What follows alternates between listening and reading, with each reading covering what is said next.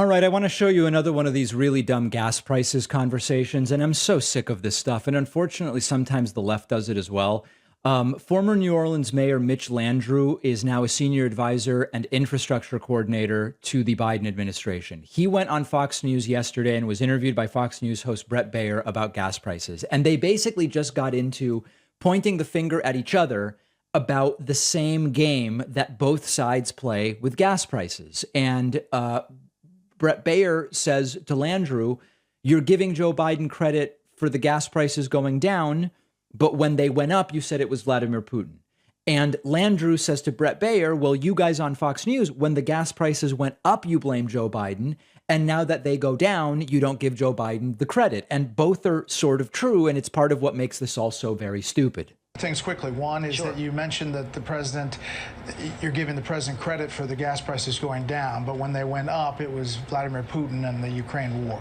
Well, we can say it another way. When it went up, you guys accused him for making it happen, and when it went down, you forgot to give him credit for it.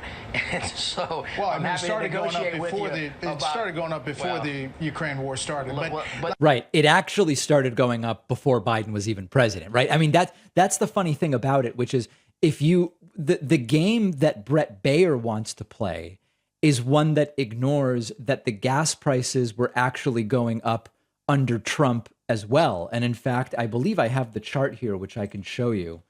And if you take a look at this chart, let's look at here it is. So if you look at this, at the bottom for gas prices was like late April of 2020. So gas prices go up in June, and then they go up and up and up and up. And so what happened was that there was a demand collapse during COVID, and then gas prices started going up, and then the Ukraine-Russia war and all these different things. And every country was affected by it. So Bret Baier is playing the exact same game here that they all play. But that is, let me say this too. The other thing that's happening is when the price of barrel goes up, the price of gas goes up, and when it goes down, it doesn't go down. And the president called that out, and we need to work on that too, because it's the American people that ought to benefit. Okay, yeah. So you guys get the point. I mean, I wish that they would just follow my lead and say, hey, you know what, Bret? Let's not play these games. Gas prices are a global issue related to global supply.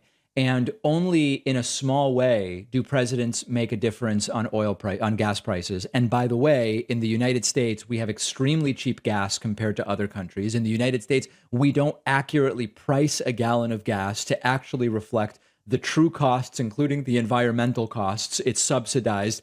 The entire thing is a joke. And, you know, if it were me, we should be moving to electric vehicles. But I know that that's not exactly what they can say at every opportunity. But they're both correctly pointing to the fact that the other side plays the exact same game. Abandon it. Do what I've done since George W. Bush. Gas prices up under Bush. Doesn't really have much to do with Bush. Gas prices down under Bush. Doesn't really have much to do with Bush. Although he actually did invade Iraq, which at least has some connection to oil that is more than what any other president could actually be, could be attributed to other presidents. With Obama, when the gas prices were extraordinarily low, I said, it's nice, I guess, for drivers, but it doesn't really have anything to do with Barack Obama. Same thing under Trump. And this is what you get. Nobody wins from this conversation. They each try to make their political point. They each try to say the other side is playing a political game. And it's all true. They're all doing it. But we learn absolutely nothing. One of our sponsors is Immi. Hands down, some of the best ramen noodles I've had. Just like any instant ramen, you pop Immi into the microwave or on the stovetop for a few minutes and it's ready to go. But what makes Immi different is that it is packed with 21 grams of protein, lower in sodium, 100% plant-based, with 18 grams of fiber for digestive health, and it tastes excellent. So many of the other ramens are bland, simple, artificial. Immi uses high quality ingredients and recipes. You get a zing of flavor I've never had with any instant ramen.